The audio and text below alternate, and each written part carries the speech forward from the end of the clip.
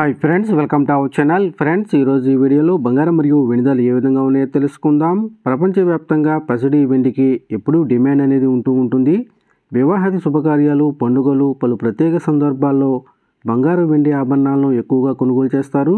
అయితే అంతర్జాతీయ పరిణామాల ప్రకారం బంగారం వెండి ధరలలో ఎప్పటికప్పుడు మార్పులు చేర్పులు చోటు చేసుకుంటూ ఉంటాయి. కొన్నిసార్లు బంగారం వెండి ధరలు తగ్గితే మరికొన్నిసార్లు పెరుగుతూ ఉంటాయి. తాజాగా ఈరోజు రెండు తెలుగు రాష్ట్రాల్లోని ప్రధాన నగరాల్లో బంగారం మరియు వెండి ధరలు ఏ విధంగా ఉన్నాయో తెలుసుకుందాం.